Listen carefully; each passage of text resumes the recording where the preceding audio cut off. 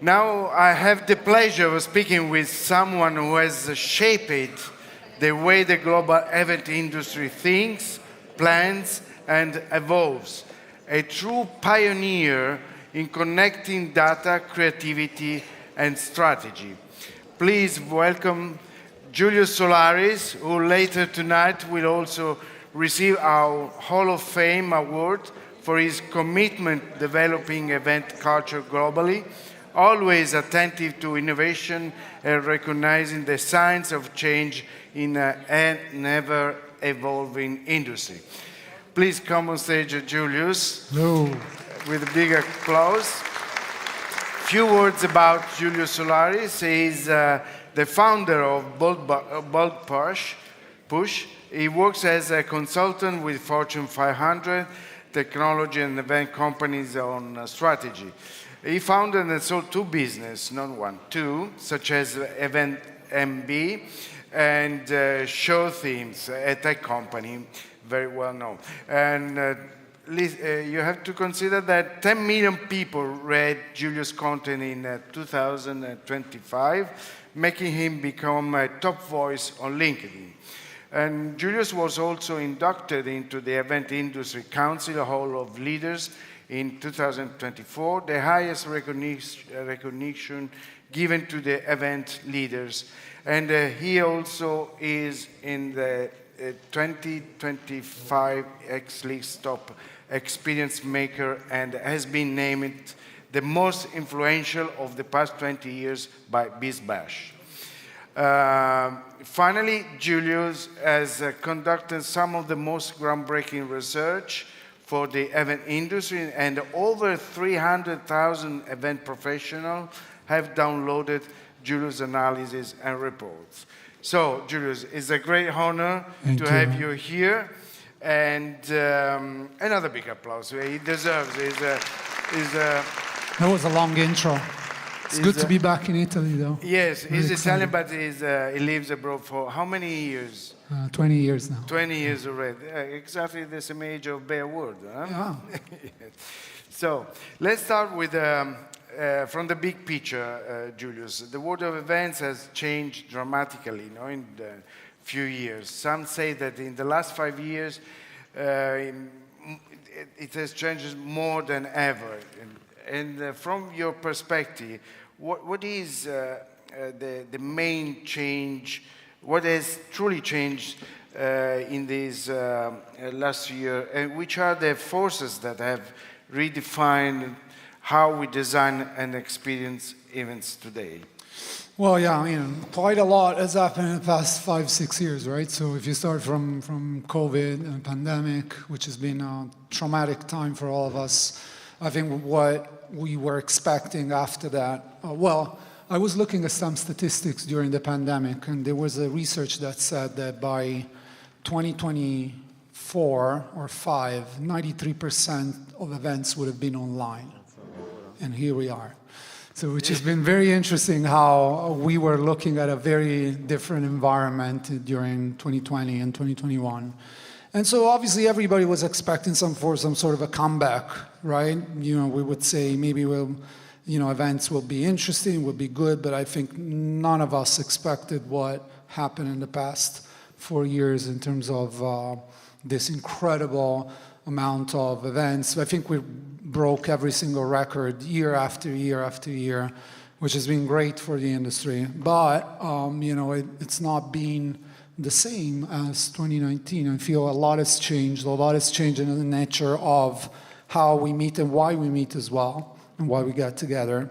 I think that during the pandemic, especially the shift from content to connection, we'll talk about that in a second, but I feel that more than that, what is happening around us with social media, and since November 2022 with what we call AI, but what we refer to as ChatGPT probably, has had even more impact in the sense of, like, you see this slide here, which has been interesting, on what the trust that we don't know really who to trust, and if it's real or if it's fake, and what is happening all around us. Social media polarization, driving us apart, AI, campaigns, marketing happening through automation, which We don't know who's doing it, why they're doing it. Video, even video right now, it's becoming fake. And all of a sudden, events remain as the form of marketing that it's the most sort of trustable and authentic, and people crave it. People crave it, and the good news is that younger generations crave it. Oh, that's interesting to hear, but I mean, you have a technological background, right? You have been always attentive to the innovation, the development of technologies. You just mentioned AI, etc. But what do you think will be the evolution of technology according to the evolution of the events? Is it possible to combine, and how you see the combination between the physical aspect and the digital and the virtual, we say? Let me show you a couple of things, right? This is like one of the most interesting slides that I always present when I go around, right? So right now, our population of attendees is made by millennials and Gen Z. The biggest chunk is made by them. If you look at some other stats, oh, sorry, take the picture. Yeah. And, you know, this is very exciting because we tend to think about Gen Z always on their phone, always like, you know, playing whatever, Discord, I don't know. Who has a teenager here? Yeah, I do. 14 years old, they're always on their phone, doing their thing. But like they actually crave events. Look at this. Also, social media has peaked, which is interesting. The use of social media for the first time ever is going down, which is very in the 16 to 24 category. And what these people want, look at this. This is our research we just carried. It's going to go out this month. And we interviewed 500 Gen Z and how they look at business events. And you see, they love actually to go to business events too, which is interesting. And, you know, they want something different though, Salvatore. They don't want, like, you know, they don't want necessarily the content, which has been our model in a lot of business events, especially the conferences and meetings industry, not as much probably the live communication industry, but content has had sort of the key role, right? Those presentations. Now it's like shifting dramatically. Look at this. This is our research that we just carried with 1,000 event planners, right? And they say that overwhelmingly what is driving attendance is the connection element. You see, we had to say 3 times to this very chaotic audience here, you have to come back and listen to Julius, he's coming. But obviously they wanted to talk to each other. This is a great moment to get together and meet other people. We were at dinner last night. I was at dinner with Luca and Kolya, and we had some amazing conversations. So that is changing dramatically the way we attend events. Which kind of event are you talking about? I'm sorry? Which kind of event we are talking about? Congresses, meetings, or corporate events, or launch product services? This is, you know, obviously our scope is definitely corporate events and traditional meeting planners, event planners, associations, and the likes. So it's not as much here, but we do have a strong representation of agencies, and they do plan a diversity of events, including activations, including booth spaces, including a lot of what you guys are doing here. So this is a very encompassing worldwide 1,000 event professionals overall type of data. And so you were talking about tech. This is what we asked about tech. This is fresh data that we have. And you see the best uses of AI right now and how it's going to change the way we look at events, which is the most disappointing in my mind, because when people are looking at the use of AI, literally like they're taking whatever ChatGPT gives them and they're putting it on, sorry, I speak very directly and frankly, if you don't know. Sure. You have to. But like they put it on an email, and I think it's killing a lot of brands out there. What I'm excited about is actually number 3, which is the data analysis. I feel that you know, right now we have the potential to really change the way we do events. Because for the first time, Salvatore, we're actually listening to feedback. If you think about it, feedback has been sitting there on the shelf in that Excel spreadsheet from 1995. It's still there. And it's kind of like now we can process all of that and get the key insights that are actually making our events change. And so, and also we're displaying the value of our events for the first time, right? Instead of saying, oh, this was a great event, pat on the back, everybody loved it. We got a lot of press coverage, which doesn't mean anything in terms of business. Well, it can mean something, but you know, hard data, how do we did this launch, as Luca did with Ferrari in Amalfi, and what it means for Ferrari 10 months after that in terms of touch points and what did they generate and what was the impact to the business. Now it's so much easier to create that type of narrative and so much more compelling. I'm impressed about the first, I wonder about the first item, marketing. Answer to the question, what do you use AI for? Can you explain better how marketing can be affected by AI? Well, marketing overall is being affected big time. It seems that all marketing teams, a lot of marketing teams around the world have essentially given their whole marketing to ChatGPT. And like there's different levels of use, I feel. There's the smart use, which is data analysis and making marketing work in that sense. There's the feedback form. There's the agentic AI now that is like the the most exciting part. But I feel like it's taking over, even with video. You see now, we're seeing a lot of AI-generated video. And I think we're losing the biggest opportunity, which is like connecting humans beyond that 15 seconds reel or TikTok that is going to get someone excited. I think we have a real opportunity, yes, to use those tools to get people to converge then in person and really create a moment that matters. And I think that as the events industry, as the live communication industry, we're uniquely positioned to deliver the marketing of the future, where in an online world, you've seen it, it's peaking. People are going to search for different answers. There's more community-driven, more one-to-one. Yeah, wow, it's amazing. Can you show us? I had another one. Look at this one. Sorry, exactly. I don't have my next slide, so I have to riff a little bit. But you see, this is what we're using it for right now. I mean, yeah, great, whatever. But the reality is that we also asked a ton of people, and 75% of event planners say that their budget is going to go up next year. And when you look at 2026, probably is going to be 3% overall up, when you're facing an inflation in some items that is like 70% up. And so the request is to be extremely effective at what you do, save time. And I was asking two agency owners last night, how many people do you plan to replace with AI? And realistically, that is a scenario that is happening right now in the US, where a lot of people are being laid off in favor of agents. It's already happening. Wow, it's it's amazing to hear that. But we've seen some things in our lifetimes. So exactly. So we have been talking about marketing, about live communication. From your perspective, how marketing directors are changing their approach to live communication? In short, how marketing is evolving overall? So I think for a long time, marketers have kind of looked at events as something extremely expensive, tough to measure, that we didn't want to do. And I feel that during the pandemic, actually, this is when we got the switch.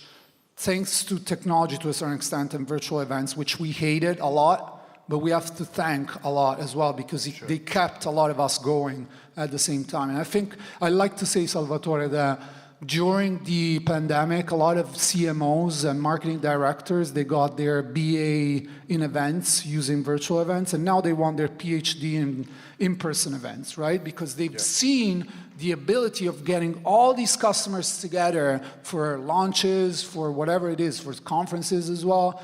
And all of a sudden now they're extremely excited about what events can bring and scaling the opportunity with events. It really is, they're obsessed with events because, like, look at this. This is like one of the most groundbreaking sort of stats that we looked at. Like the searches for meeting people. Like we're living in a completely different world where we work by ourselves. Offices are remote. There's no office anymore. There's no way to get together, the liminality of discovering things. And so I think marketers are understanding that, but also there's the fact that marketing, like events, are consistently for the past 3 years the biggest source of leads. So for 23, 24, and 25, events have been the biggest source of leads in B2B. So yeah, it's been pretty incredible how they've been able to deliver on that front. And the second item is virtual events, right? So if in B2B, this is incredibly powerful. In B2C, events come after social media.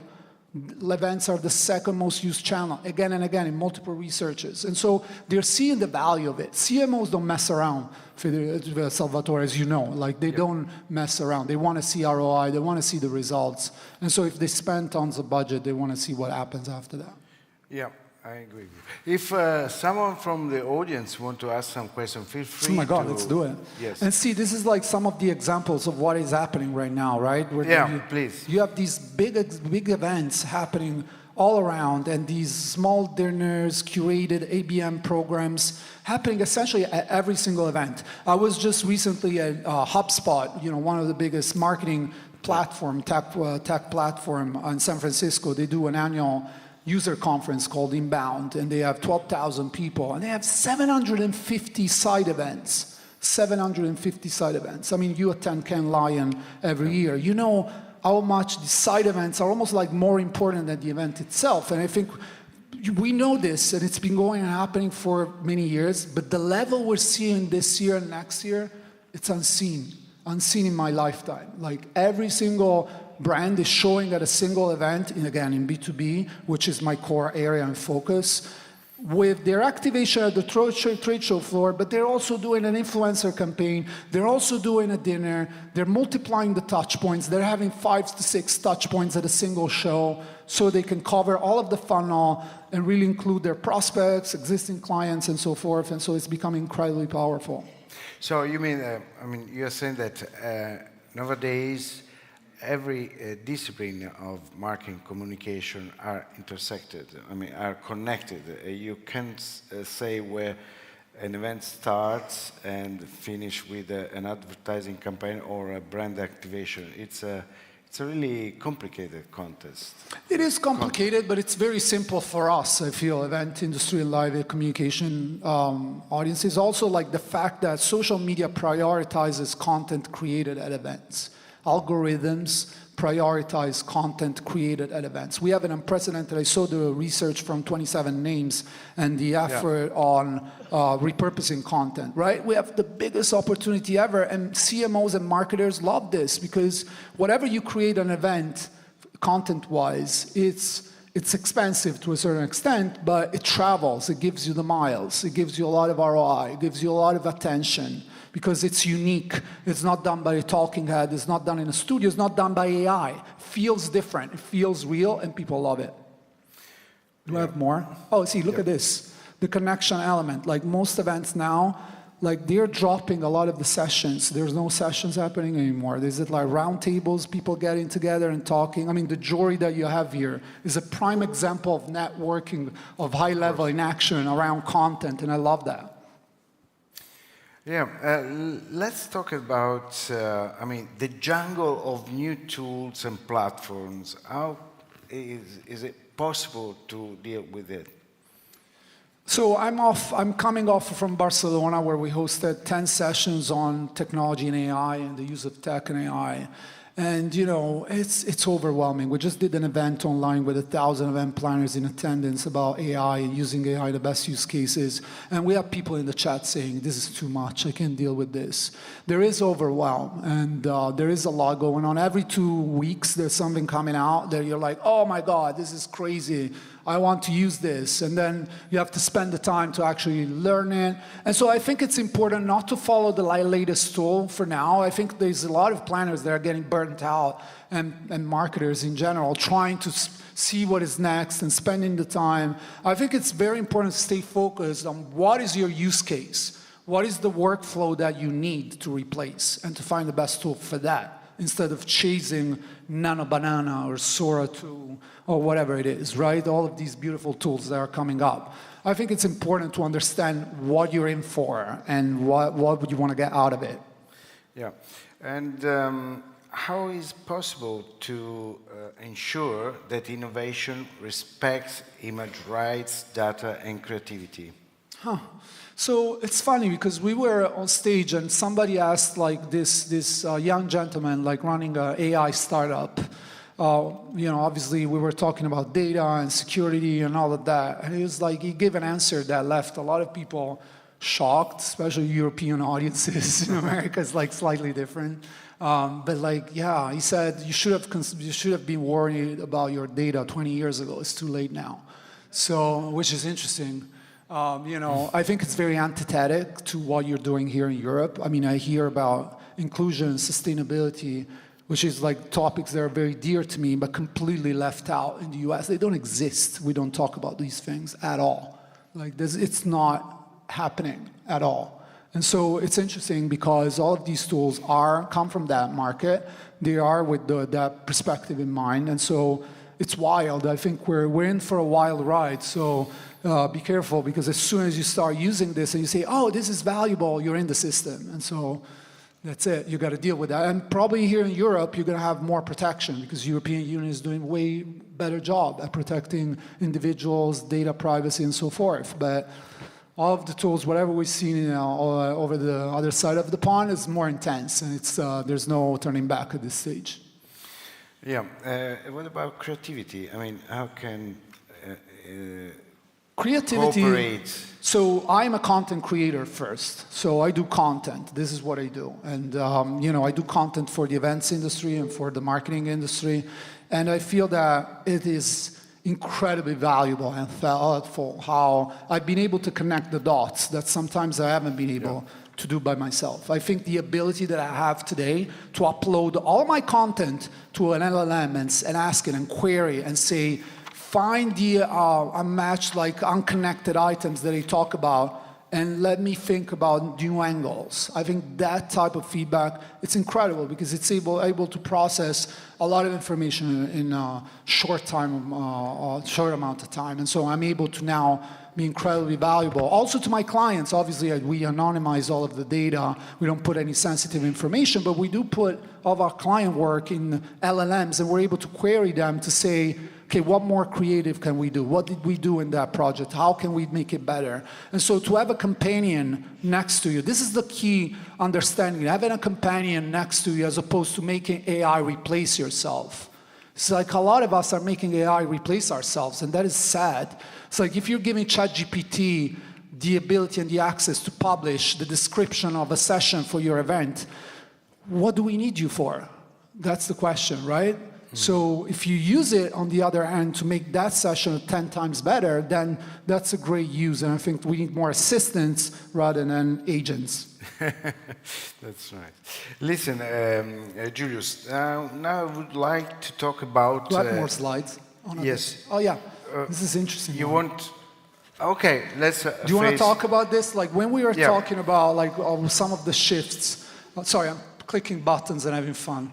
So, you know, this is like one of the biggest shifts as well, where we see, like, you know, where we see events like you see on the... We have seen some cases that reflect this evolution. So take the one on the right-hand side, the decentralized event. This is Tech Week. So Tech Week is a week long of events that is happening in San Francisco, Los Angeles, New York. And the event in San Francisco and Los Angeles was 25,000 attendees, and there was no main event, which is very interesting to me. It's just a collection of activation, sponsor-driven, brand-driven. I mean, if you attend Cannes Lion again or South by Southwest, you know what I'm talking about.